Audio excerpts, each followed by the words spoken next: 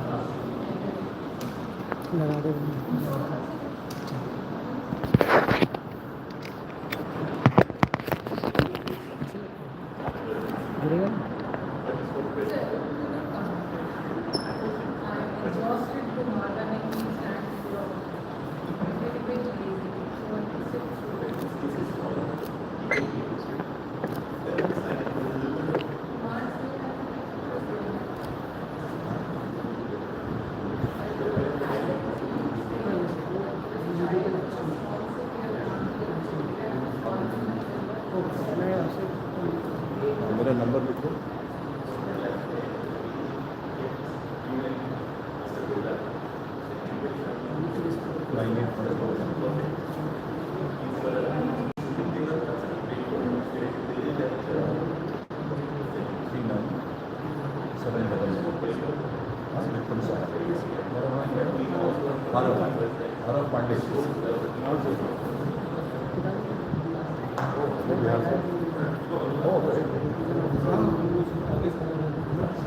और अब तक कितना मुश्किल उनको तुम भेज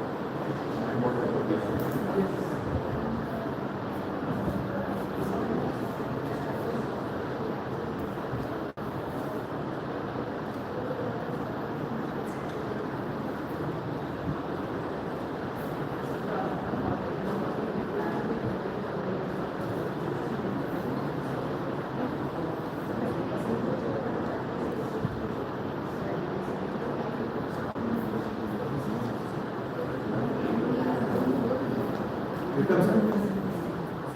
Hi, Patron.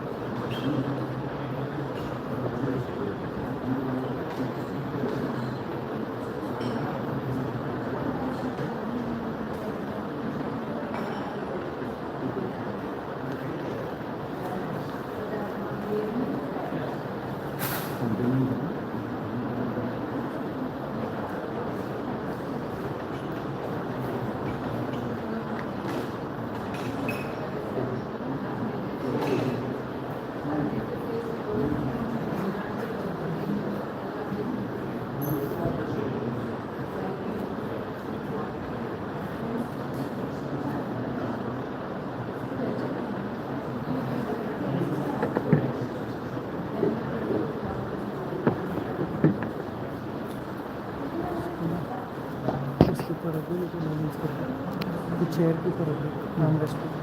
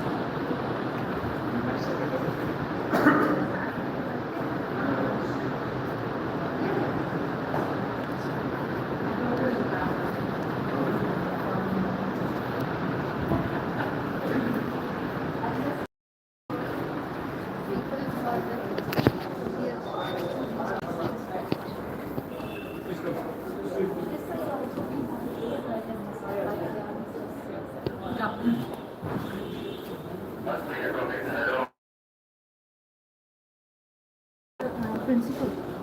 For 2 weeks. You know, it's before So Prime we- Minister.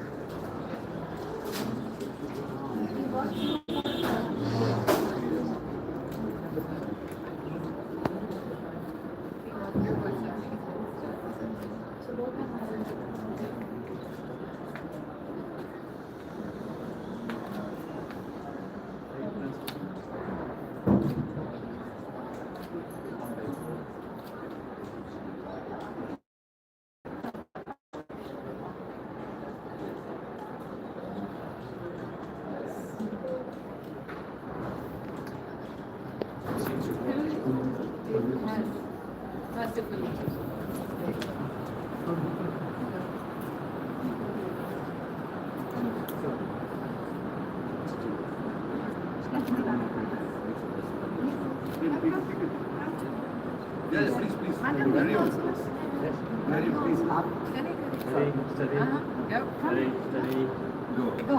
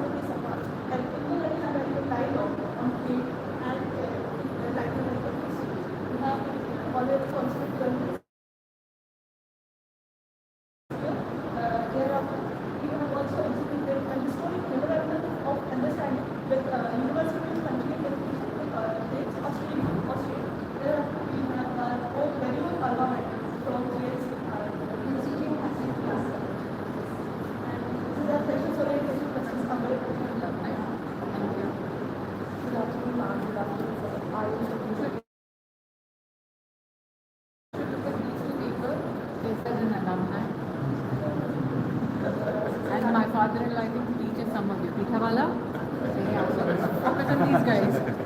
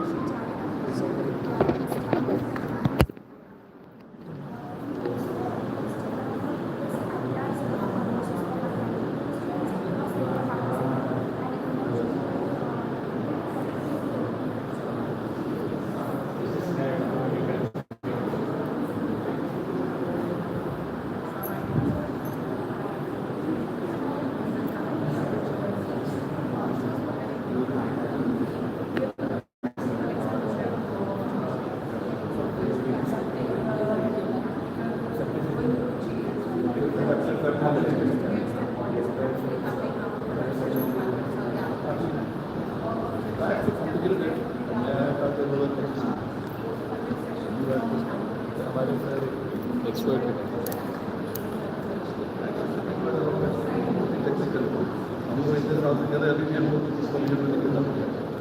Every time you leave, you find something.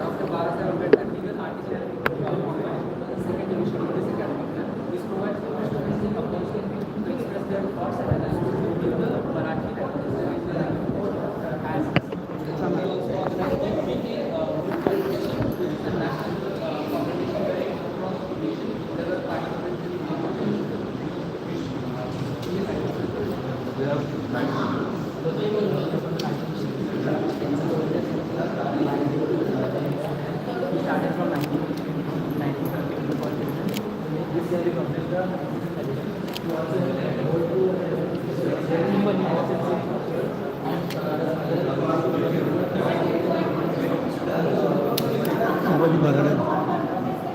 वो बाजू फेस ये बाजू camera they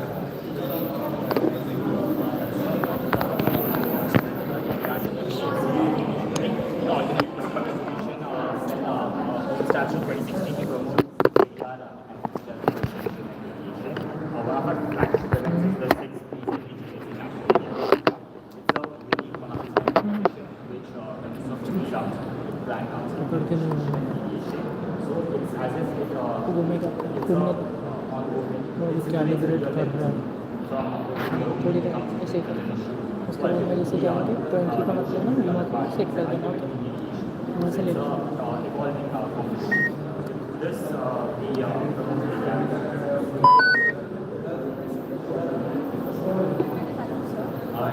Marathi Mandal and promoting regional language, and this is one of the oldest companies in our college, established in 1955, which promotes and preserves the Marathi language, culture and literature of Maharashtra, wherein we conduct a 15-day events promoting various cultural events, arranging academic lectures from various legal humanities. Culture trials. Also, we have a Marathi, My Marathi Abhyasam, which is a course wherein we teach Marathi to people who are not Maharashtrians to get acquainted with the local proceedings which are carried out in lower courts in the state. So people get acquainted. Trial courts primarily are in Marathi, state language. So that's why they. So this is the certificate that we put together. This is primarily to explain GLC from colonization. Yes, so there's a pre-colonial era. There was Justice K.T. Kalan, who was the first judge on the original side of Mumbai. He was a teacher here. Justice Nande, who was a social reformist and a teacher here.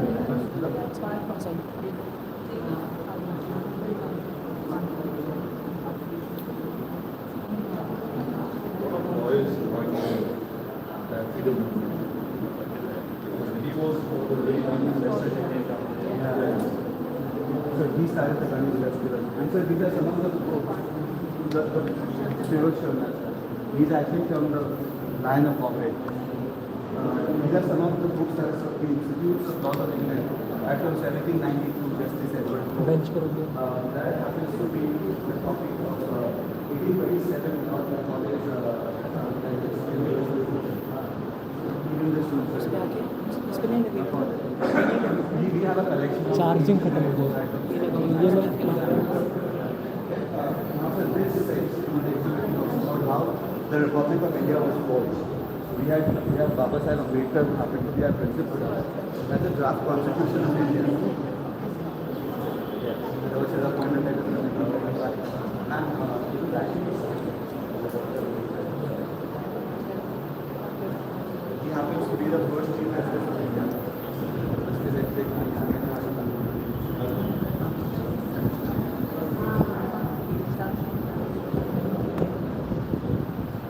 And then this is how the legal landscape evolved in India. That's Benji's father was a notable luminary from the Bombay High Court. Was Vaidya Chandrachud, the longest serving Chief Justice. No, they are former justices. There is a depiction, recreation of Keshavananda Vaidya. He was once upon a time a 13-judge bench in the Supreme Court sat down for a constitutional case. And these are the masters of constitution, right here. You must have heard about Sri Nanipal Kiwala. He happened to be an astute lawyer and advocate. But in addition to that, was the ambassador of India to the United States as well. And that happens to be one of the primary criminal defense lawyers, Sir Nick Gibb.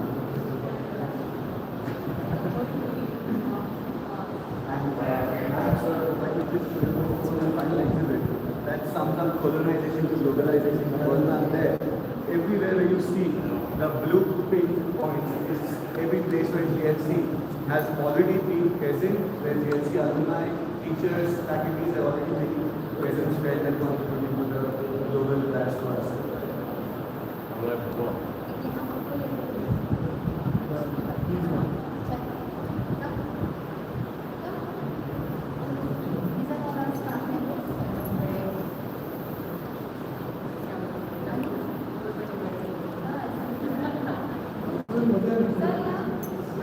So, you start.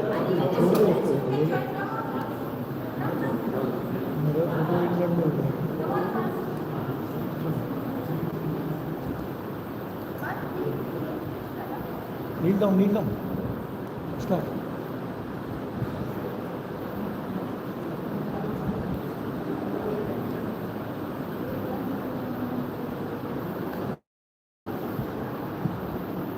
Yes, ready?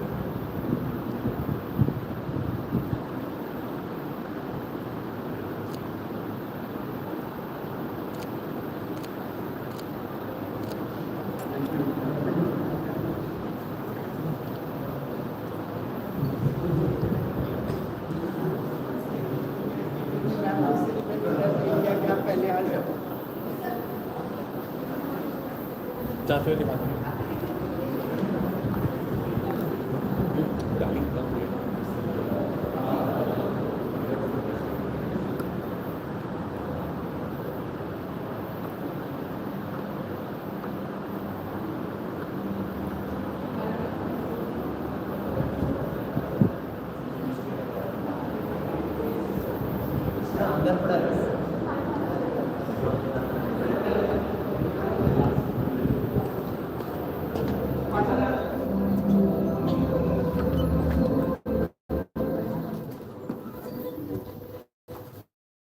Good afternoon, everyone.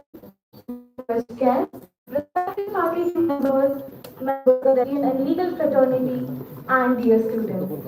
I, Mitra Sanghi, and my co-host, Krishi Handa, extend a very warm welcome to all of you to Government Law College Mumbai, an intellectual contribution to the nation.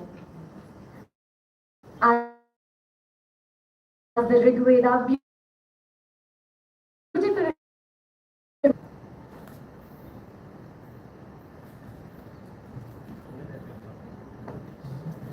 Income tax.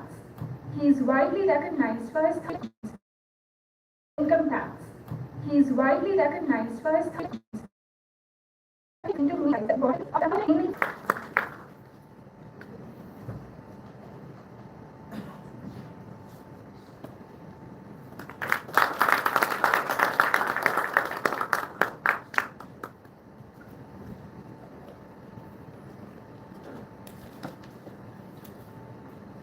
Thank you, ma'am. Now, like educator, social activist, and an atheist, Dr. Asmita.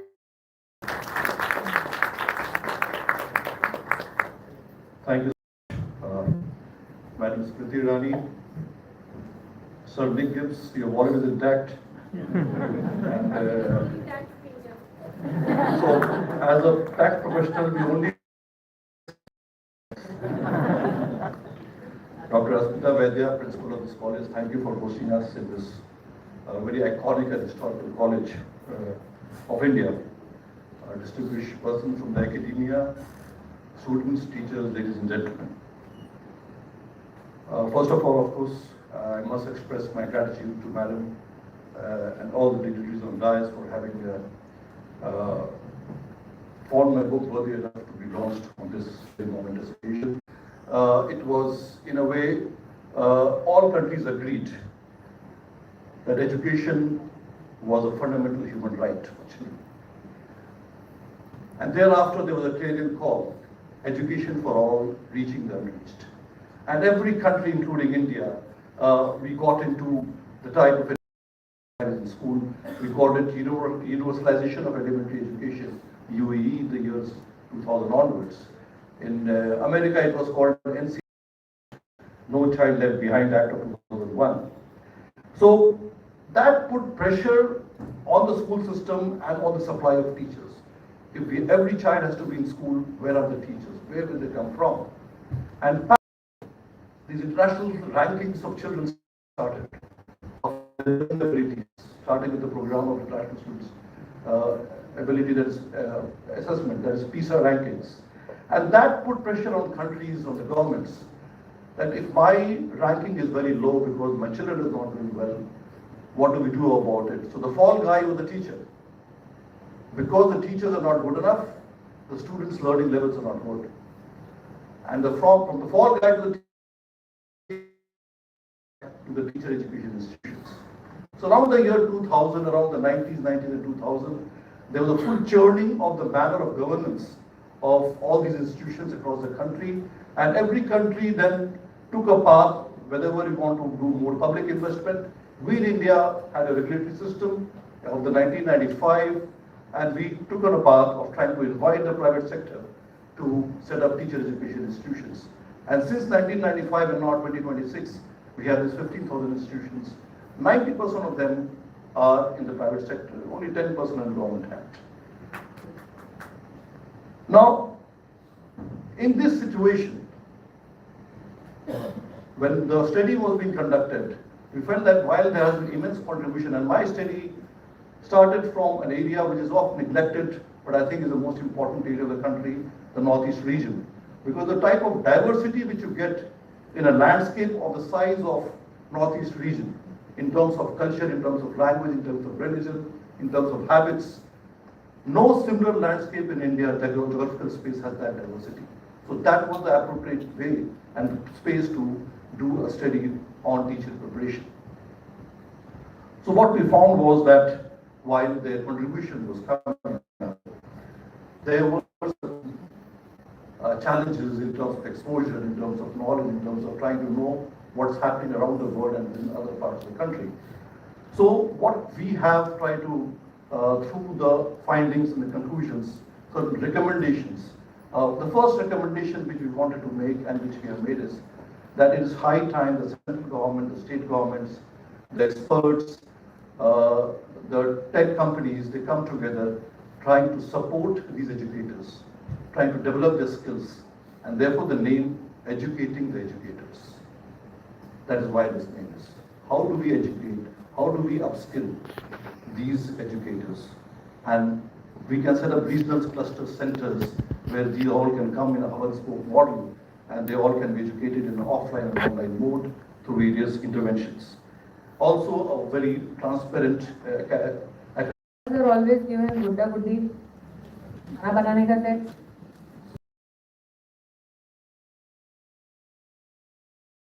There used to be one how gifts were given, which is the child's earliest learning mechanism.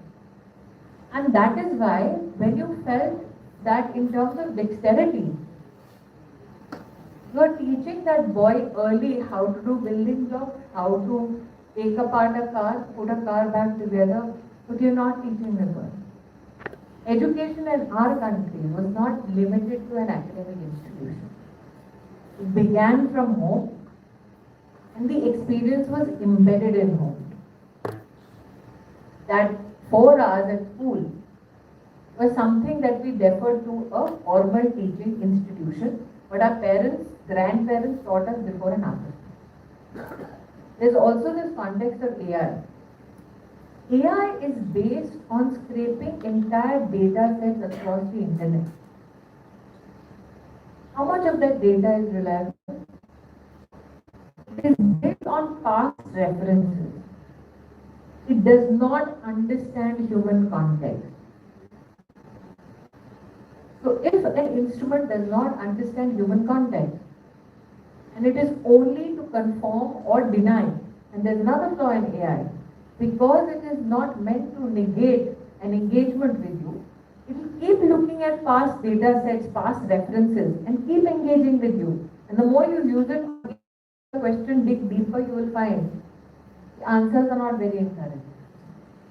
So it is incumbent upon parents and teachers for that matter to help people understand that it is okay to use it as an occasional tool, but it is not a dependable tool to educate oneself.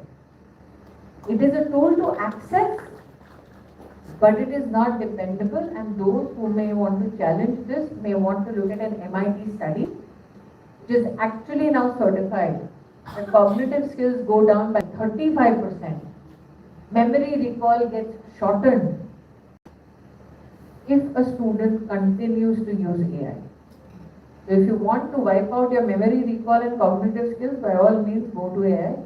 But as responsible parents, I think it is incumbent upon parents and academic institutions to ensure that these red flags about learning through AI are highlighted, but most definitely use technology to access as many instruments of learning as possible, especially books. I'm grateful Dr. Vaidya showed us some rare books in the exhibition downstairs. My first desire was, have they been digitized so that they can be accessed? If so, then that is the use of technology.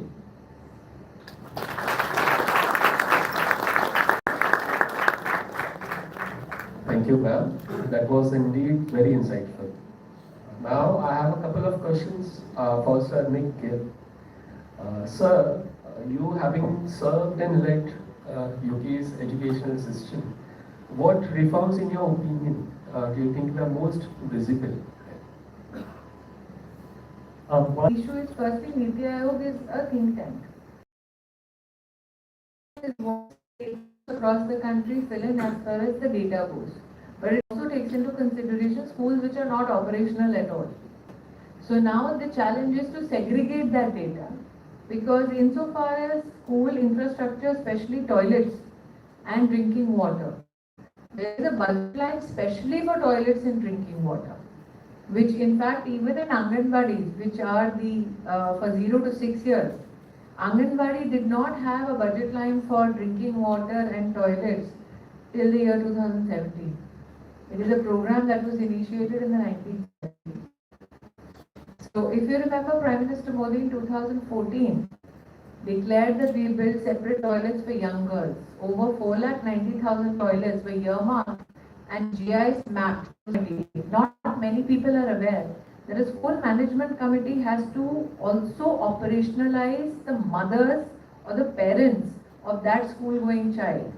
So 50% of the school management committee has to comprise of parents. Not many parents take the time to actually sit on the management committee to tell the school how to disperse funds. So the law and the rule exists, the money exists. It is how involved the entire ecosystem is that actually reflects on how the infrastructure serves the needs. I think 4 years ago, we wanted to check how many girls. So there was a check done across the country, district by district. And over 4 lakh such girls were found. District officers then went to each home where the child did not go back to school.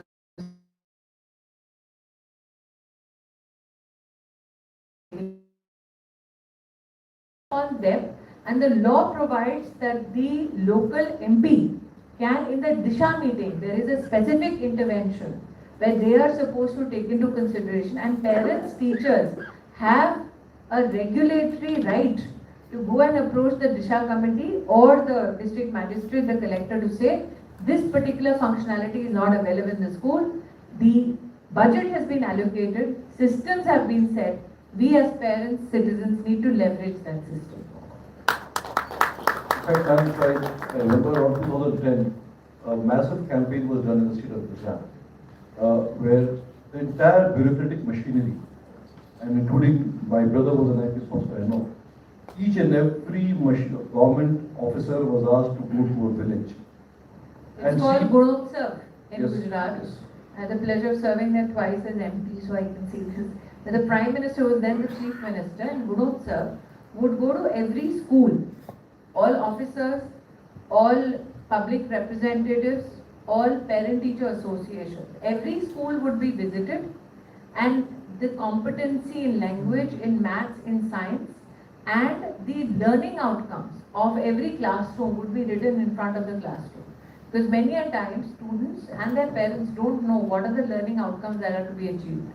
So that public information availability was done under that program in Gunotsav in Gujarat. Now we can take one last question. Happy Jai Hind. Greetings to the panel at large. Ma'am, you made a very persuasive case about how PISA and other tests should make room for our context, our domestic context. My question is, if I, as a student, have declared express interest in integrating into the British education system by taking up PISA, why is it unfair for them to expect me to be familiar with their context, and what places the burden? Not for you. Sorry, ma'am? The test is not for you to individually take to enter the British system. So you've got the context of the test wrong. Just to clarify. It is not a gateway into the British system. Thank you, So ma'am. it's the wrong test that you're talking about. Thank you, ma'am. Now, I would take this opportunity to invite our chief guest, Smriti Irani ji, to deliver her reflection on today's function.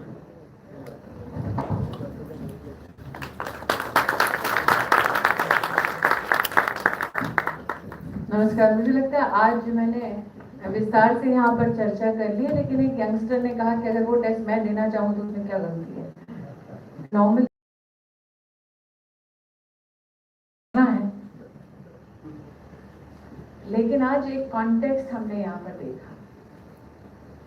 हम कई बार अपने देश की विविधता को प्रणाम करना भूल जाते हैं, हमारे शिक्षकों की क्षमता को प्रणाम करना भूल जाते हैं। Nick, my intervention is in my mother tongue, in my Rashtrabhasha, and I speak not only as a policy maker or as somebody who has had the distinction of serving with Vikram as minister, and he's been quite a troublemaker as an officer. But I also speak as the daughter of an English teacher. It is very easy to evaluate a teacher. It is very difficult to live the life of one. You have a classroom full of expectation. You have instruments available, but what you're dealing with is sheer human potential. No two students are alike. No two ambitions and aspirations are alike. No two individual students come to the classroom with the same drive, with the same passion, and with the same capacity to learn. And that is the intrinsic challenge for any teacher, no matter what our geography. One young lady today stood up to ask a question about tribal communities. And that question was very well placed. Because when you learn, you also embrace ambition for the self. A teacher who is ambitious, who is aspirational, come to a city like Mumbai, wants to teach in the national capital. And irrespective of how dedicated they want the bright lights of the city to shine on their country. So we in India, as I have enunciated in my response to the young lady, through the Ministry of Education, through the Ministry of Tribal Affairs, through state governments, ensured that vulnerable populations do not have a budget deficit when it comes to improvisation of systems for education. The challenge is to balance that aspiration with responsibility towards children. In India, there is no dearth of intellectual capacity to serve the needs of students.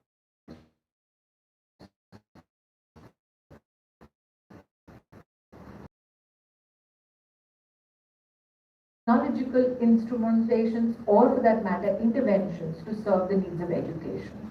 But look at the sheer size of our educational ecosystem here. You in the UK have 8 million children in your K-12 system. We have 265 million children.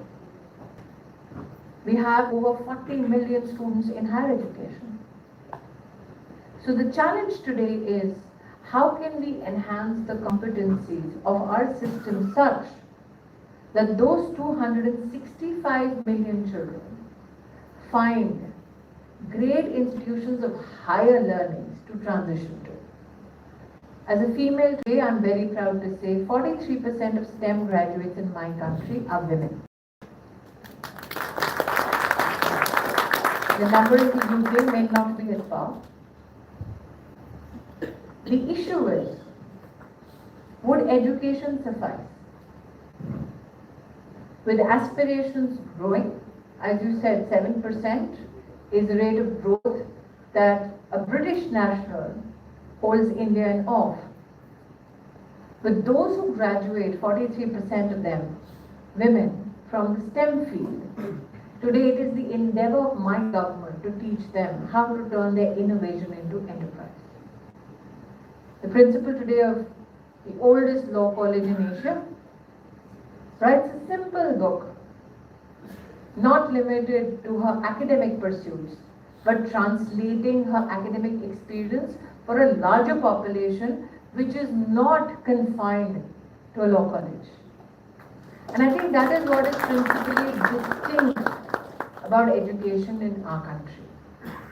That our educators do not limit their experiences to their classrooms or to their academic field of pursuit. They take it to social experiences, which may be very diverse. The gentleman seated to your left, Vikram Sahay, was a joint secretary in higher education, was also somebody who served in information broadcasting, was also somebody who has served in economic ministry and today is the income tax commissioner. But irrespective of his service, he has still been tied to his drive, his pursuit, his contribution in the field of academia. And that is what education is in our country. Men like Vikram Sahay, women like Dr. Vaidya, who irrespective of their academic or jurisdictional responsibilities want to go beyond and contribute to the future of our country. There are many in our country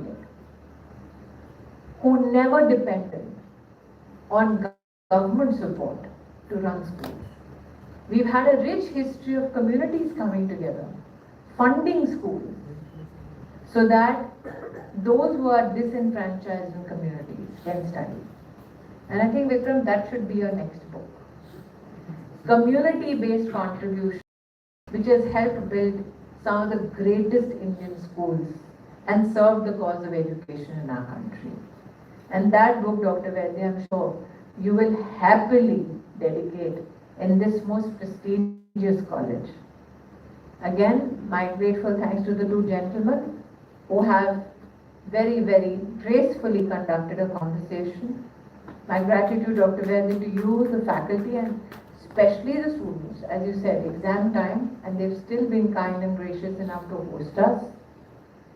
This shows, Dr. Vaidya, that irrespective of taxing times, Vikram, the students of GLC rise to better occasions. Thank you so much for your kindness.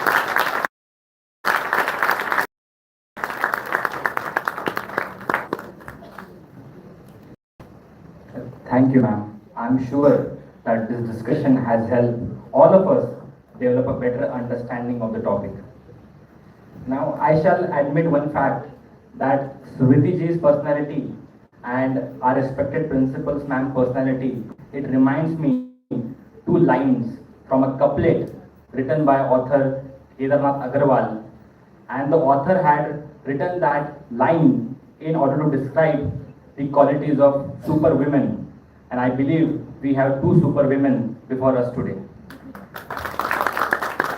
The title of the poem is मैंने उसको जब जब देखा, मैंने उसको जब जब देखा, लोहा देखा, लोहे सा तपते देखा, ढलते देखा, गलते देखा, मैंने उसको जब जब देखा, मैंने उसको गोली जैसा चलते देखा.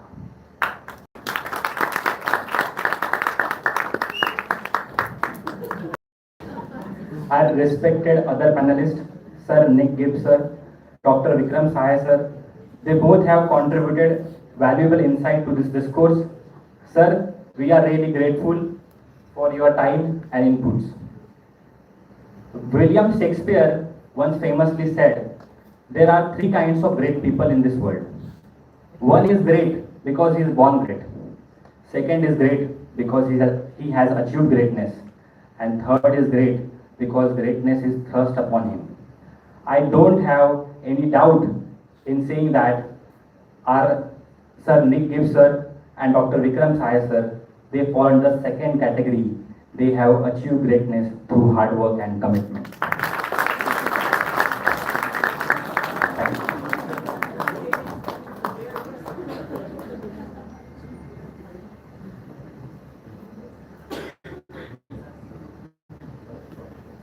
Thank you, sir, and a dignitaries for this very enriching session.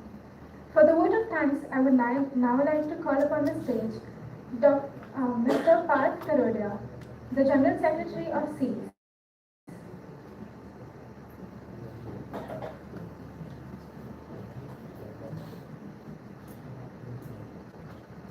Thank you, Khushi. On behalf of the entire student community of Government Law College and the entire student community at large, it is indeed an honor for me to thank Srimati Smriti Irani ma'am, Sir Nick Gibb, Dr. Vikram Sahay sir, Dr. Asmita Vaidya, Revered Principal Madam, our faculty in charge is moderating today, Professor Gujar sir, Professor Jadhav sir, all our faculties present here today who shape what we are and how we go about achieving what we do. Thank you for making this event truly memorable. It reminds me of what Sant Kabir once said, that a doha which meant that "Bin dono khade kaake lagu paaye, Balihari Guru aapne Govind liyo bataye." It means that when there's a Guru and a God both standing, who may I choose? Thank you, Guru, for you told me the God that I need to choose. Sir, ma'am, today at GLC, you've become a part of our family. Thank you for telling us what reforms are needed and how to go about them. This indeed makes a lot of difference. Thank you once again, and I would like to dedicate a special note of gratitude to our Revered Principal Madam. She has led this institute from the front, and when this initiative was being conceptualized, she said that if education reforms need to happen, they need to happen here at GLC, and GLC needs to lead the way. Thank you, ma'am. Thank you so much. I would like to thank the media present here today for their continuous coverage. Thank you so much. You help us take the word across. Thank you, everybody. Thank you. I would now request to please stand up for the state anthem followed by the national anthem.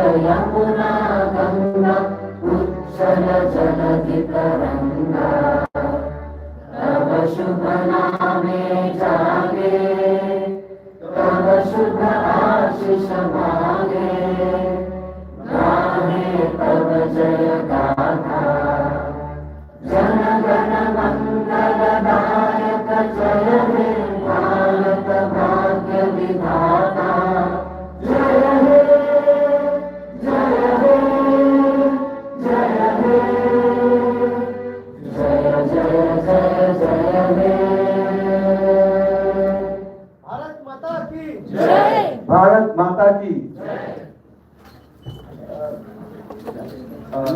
please now have the faculty members, please come up for a group photograph. And post that, I would request all the volunteers for today's event to please stay downstairs before the stage and gather here. To all the public and all the audiences, we have curated an exhibit on GLC from colonization to globalization, having very antique books. So please feel free to have a look at the exhibition in room number 3. Thank you.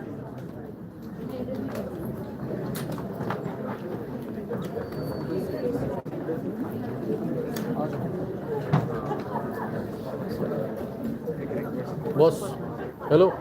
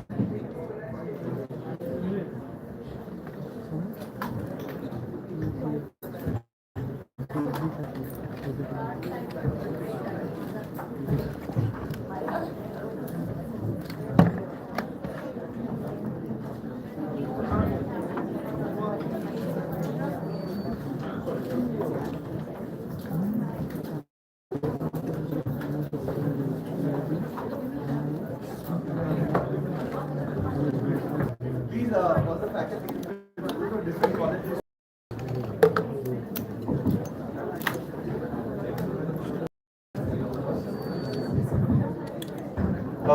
Everyone, there are refreshments for everybody here. So please bear with us. Please stay in the auditorium for 5 minutes.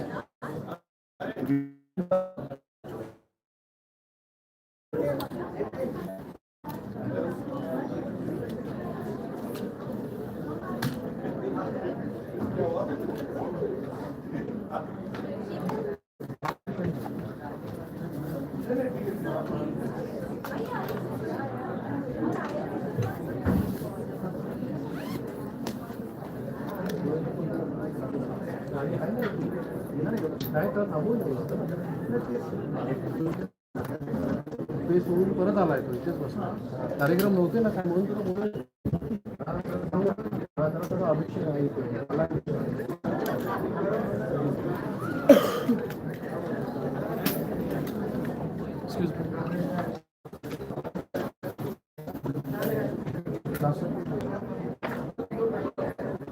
भेटायला लागलं